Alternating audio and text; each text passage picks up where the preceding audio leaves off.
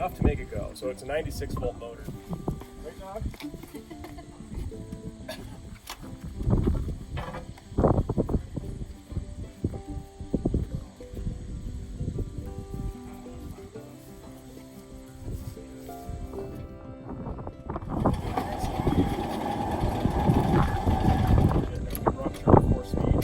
And how that works is you go to the first speed, that's the slowest, and that puts the resistor grid in series with the motor, so the power comes into here, out of here to the motor. So the resistor is basically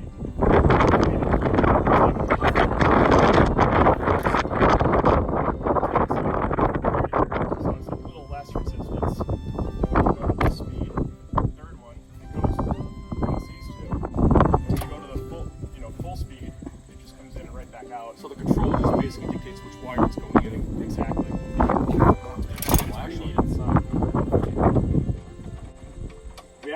So the original resistor grid worked. Only 3 of them worked. One of the grids was broken. We found the exact same resistor grids, new old stock, in an old coal building that was getting torn down. And I built a new resistor grid. And even though it looks kind of old, it was new in 2007. But this thing, it sat outside. It was in Bauman Scrapyard in Mayfield for a while, and then it went to the Waddell breaker in Jessup, where that breaker burned, and that place ended up getting torn down and scrapped in 2002, I think is when we got it.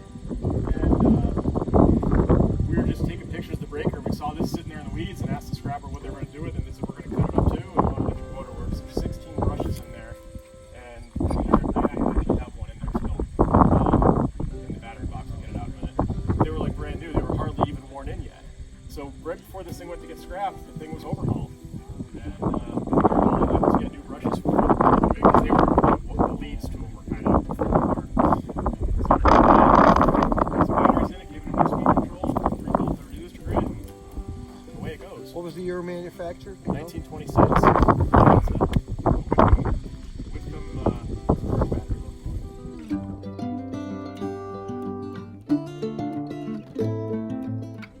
Yes, the inside of this thing, if you want to check it out.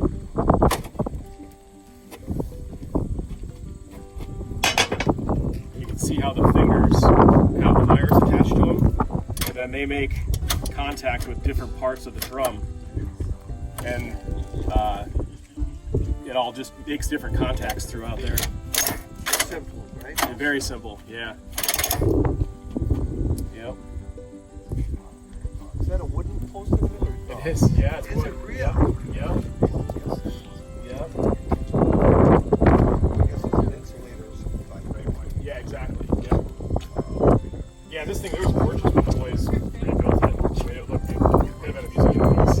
and then when it was sitting, I was telling these guys, we had it at my dad's house. He lived in right down the road in Vacaville, and we had about 1,000 feet of track down. We ran around the yard. And then he sold the house and moved. We had to pull it all up. It's been sitting at the airport in Tunkhannock, next to our hangar there, since 2009. And we brought it over here. There was a mouse nest in here. And thankfully, they didn't eat any of the wires or anything. Everything was good. They didn't eat any insulation off. So we cleaned the mouse nest off, put the batteries in it, and away it went.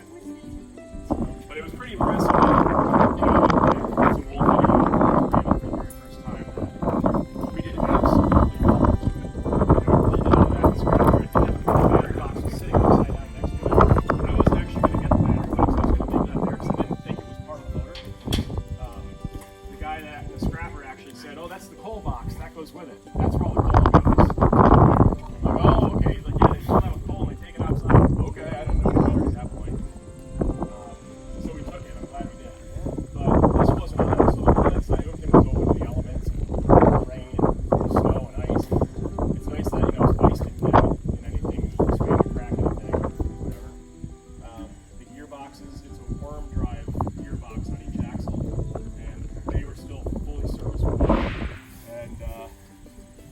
Yeah, he's like, all we got to do is, he's like, if you got a couple batteries, we'll cut these wires, vice grip, there's 6 wires coming out the motor.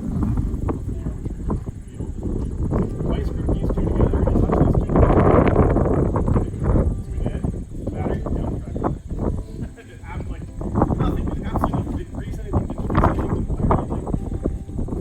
Then I ran it like that for a little while until we got there. So we cut the floor was all rotten and falling out, so we cut that out last week. That's going to get replaced here pretty quick.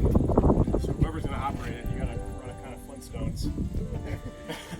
So who wants to go first? And this section is for all this. Oh, so that's for sand? Okay, that's So what I thought. dump sand on the trucks. That's already in this one?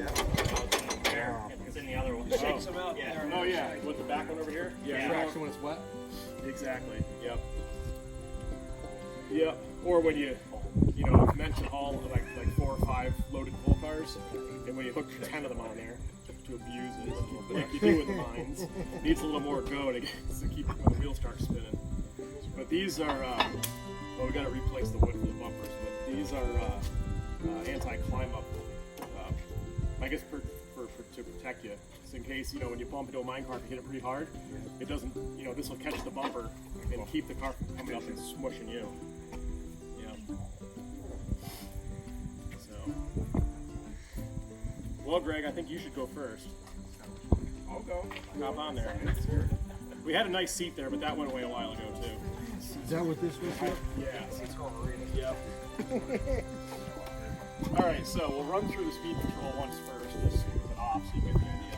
So you never want to run it out of a notch. It always wants to be against that. So you have the chain there, so it shouldn't run off the end if it gets a little carried away. Keep running that. It takes about 10 turns to get the brakes off. And keep running it right out. Hey, how's it going? Oh, anyway, find a spot there. Yep, all right, so now connect your power to the left there.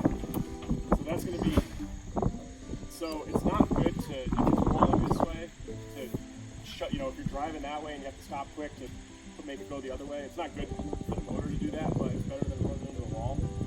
So if you have to stop quick, you can, give it, go the other way to fix that. So how would you normally stop it if you were coming up? You can use the brake, but it takes a while to get the brake on. But it'll slow itself down. I was talking in general, like if they were approaching something they want to connect to. Oh yeah, use the brake. Feather it in? Yep. Oh yeah, yeah. Push the button, just get it against the stop.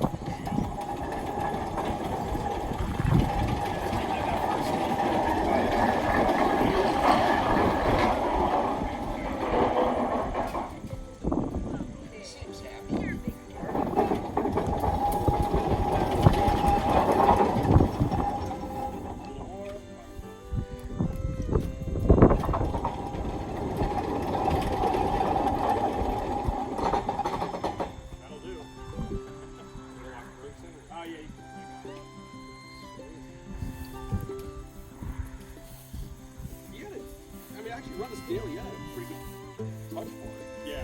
I mean, there's no visibility going after it. This was easy. No clear foot. That's for sure. And yeah, most of the time you're kind of just knocking it in and out of the go. So. All right, this is one of the original brushes out of the Locomotive here. So you can see they've only been running for a little while because normally these are squared off when you get them, and then they take the curve of the armature, or the commutator, I should say. But you can see it was only wearing a little bit right here. This is still untouched. So this doesn't have, this is like brand new. It probably only has a little bit of time on it.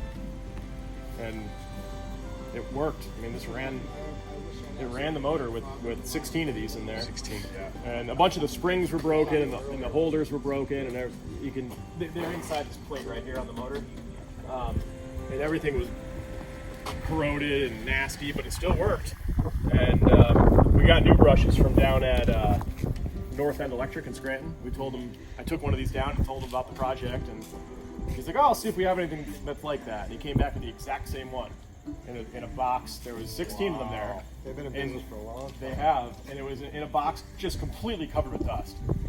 And he's like, I don't know how long these have been here for, but they've been here for a long time. We're not going to need them, so here, take them. So he gave them to us. That was really cool. So this is. Oh yeah.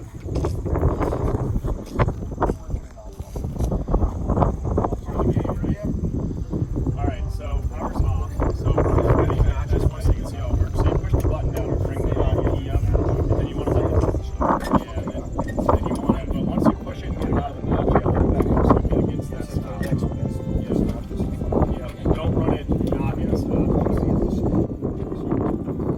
Yeah, as long as you go. Sometimes you might come up with the second one, and then maybe go back to your first one. Also, once it gets going, Yeah. Brake is on, so run it counterclockwise.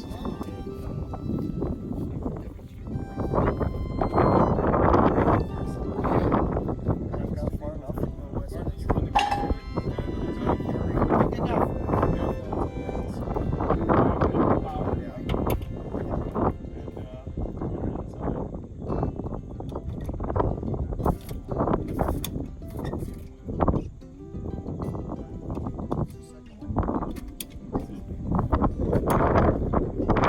Second copy machine at work. I can't outrun it.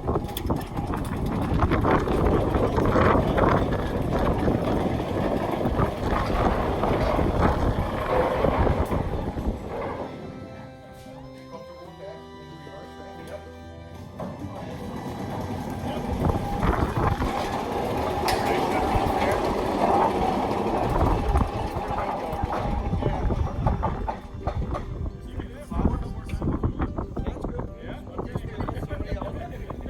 Somebody else be next?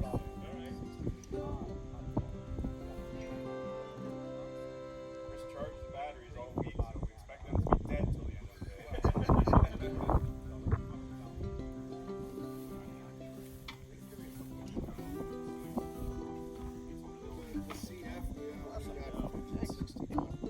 Third rail in. You got this one. Which one? Probably the one that's looking at us. The latest one. Yeah, the latest one. Yeah, the latest one's on. This one's the closest.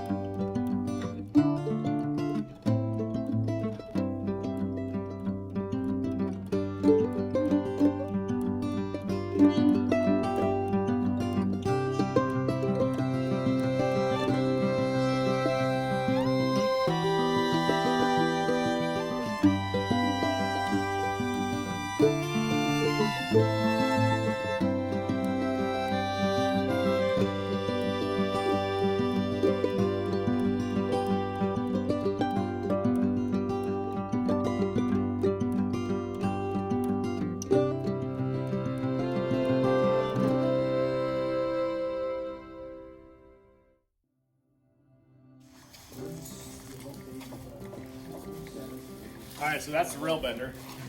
Where's the bar? We need the bar.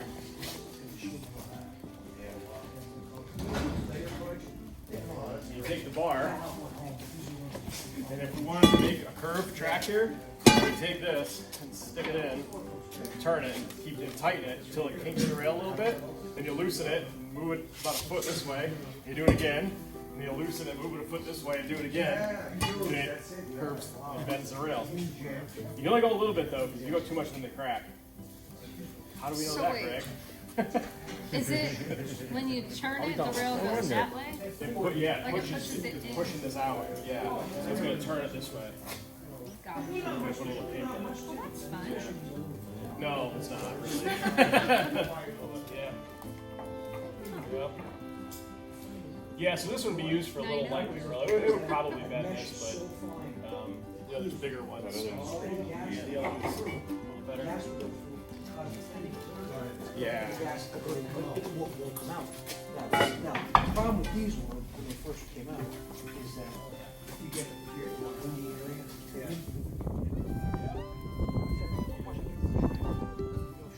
Yeah. Well, it's better. You made it. It does look better. So this had battery boxes on it, like our other one. The one box we just took off last night, and it's in the shop. The other one, our buddies from out in Ohio took out there and prototyped it up and making brand new battery boxes for it. But we brought the yo-yo. It looks like 30. It doesn't look. You can get rid of the top battery box. Further south. Somewhat. Northern fields have a lot more. 30 inch. Oh, so this one, the brakes are rusted to the wheels. So when we got it here, one. You can actually put it right at 30. Sometimes you got to make it a little wider, but it could go right at 30, 30 and a half. Somewhere between there is fine. Yeah, when we brought it here, the one wheel set was rusted up. So I'm hoping it's the brakes shoe, not the motor. It was rusted fast and it wouldn't turn. It slid off the rollback. The one wheel set turned. But last night when we put it on, because it was just sitting on the ground and it sunk in right under the frame. But last night we got it jacked up and got the rails under it and pulled it with Dan's Jeep, and all four of them just slid on the rails. You can't use like. So that's the next phase. We're actually just going to disconnect, pull these cotter pins out on this one in here, and then take the brake rigging loose because the wheel won't turn. That's frozen too. So we sprayed everything with penetrating oil, but it's going to take more than that. But then we can, loosen the brake rigging and just beat on them with a hammer and get them off, and then pull it again, and hopefully it'll turn. Because it'll be a pain in the neck to get it in the shop if the wheels don't turn. So we can. Thanks has a dump trailer. That's what we got the other one here. So we can pull this up on the dump trailer with Dan's wedge, and then we'll lower it down on the track in the shop, and then use the other mine motor to push this one back in. Yeah, well, I think this might have been the wheel set that turned. I think that one did. Yeah. But this thing, all the wiring is all complete. I mean, it would have to be rewired because a bunch of the insulation's cracked, but nobody got to it, with scrappers or anything. Nobody cut anything off of it. Everything's there. Even the controller's all good. It would have to be rebuilt. Obviously, the wood and stuff is going to apart. But this one has kind of a cool history too. So this was used at the Powderly Colliery, just in south of Carbondale there. And then when that closed, it ended up going to Dreeder Coal Company in Childs or Mayfield there. Yeah. And it was on display there. We actually have a picture of it in 1970. Okay. Somebody took a picture and it, of all places, it popped up on eBay. And one of my buddies found it. He's like, hey, look at this mine motor. And I'm like, that's our mine motor. And yeah, it's cool. It was sitting there with a mine car for their display piece. And we verified that with the serial number of this and the slide that has a serial number on it. But then it went from there, it went to Big Bear Farm in Honesdale. Was that Honesdale? Honesdale, I think. This guy lived out in the woods and had bears in captivity in cages, and I guess you could go there and play with the bears apparently. But he was also a train nut, and he had a caboose and a passenger car and this thing sitting there, and he also had a 2-foot gauge railroad with a little steam locomotive that went 3/4 of a mile around his property. So that was kind of cool. So this thing sat there, and we went and checked it out and asked him if he would ever get rid of it, and he said no. And then about a year later, we see it for sale at the paper shop.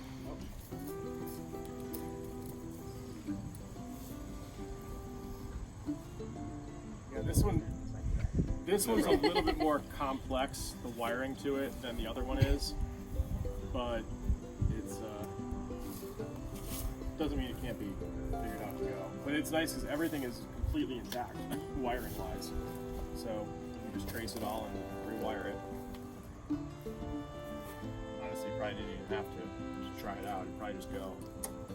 And then a scrapper ended up getting it, and he got taken for a ride because Andy told him it was a 10-ton locomotive, and it's really a 6-ton, and that was with the batteries in it. So the dude paid 10 tons of scrap price for it.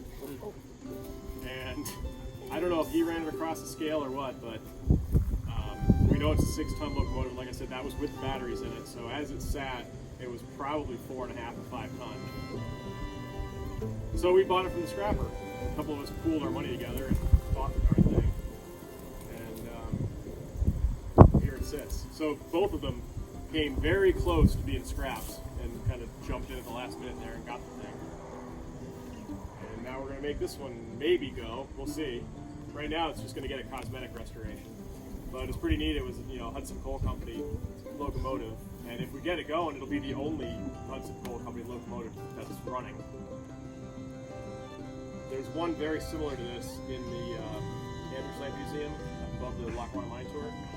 It's basically the same thing, same size, but it doesn't have coil spring suspension. It's got these big leaf spring things on the outside. So it's that speed too. Where was this factory? You know? It's General Electric. So I actually don't know where the plant was that made it, but it's a GE. And what's the vintage of this one? 1921. 21, and that is 26. That one's 26, yeah, so it's 100 years old. Yep. The data plate used to be right here on it.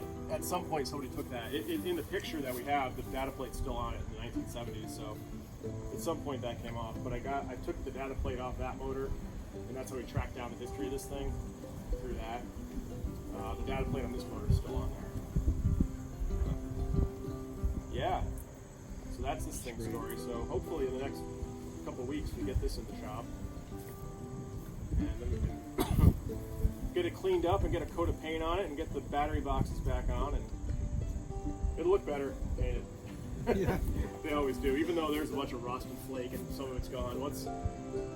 It's good what paint can hide. What are these little things for? Looks like they lift up. Some kind of, probably for oiling the gearboxes, packings. Yeah, that's my guess. We haven't like eyeballed this thing up too much yet. Oh, there is no gearbox. It's just a motor. It's just a gear there. Yeah. Packing. Oh yeah. Oh, it's the packing for the axle. Is that what that is? Yeah, it's for greasing the axle.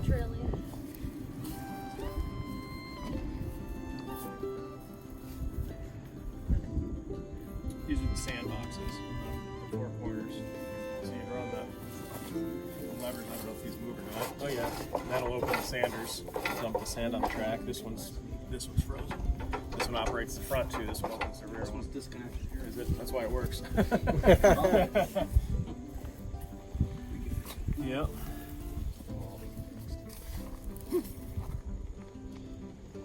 She will go. Neat old stuff. Yeah, that's definitely the one wheel set that turned. This one didn't move. That needs to be cleaned up. Gears are pretty shot, but it might go enough to move back and forth in the hangar. Pull mine cars around again, but we'll look good there. It's not on the ground. No, yep, not anymore. Yep. How many of them were just left on the ground? Enough of them. Most of them, yeah.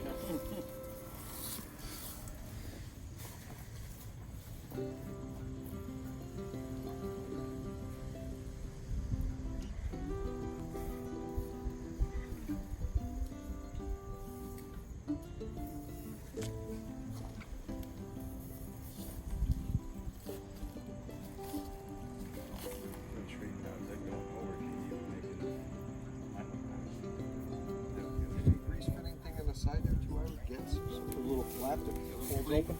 Yeah, for oil in the journal on the end here. Yep.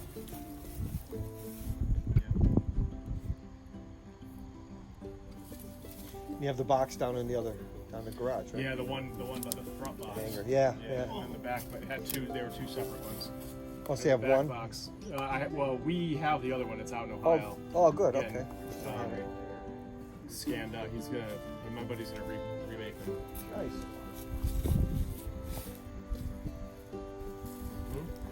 Yeah, it's neat. On the other battery box, you could just still barely make out in the paint. It says the Hudson, and the other Okay. battery box said Coal Company. Yeah, but you can still see it on there.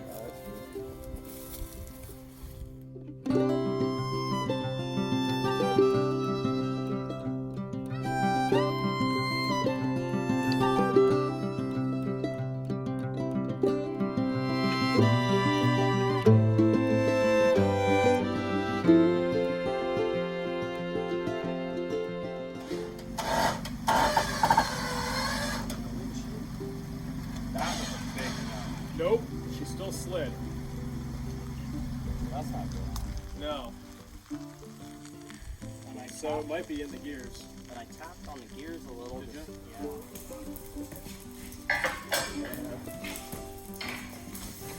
Whoop. You're good.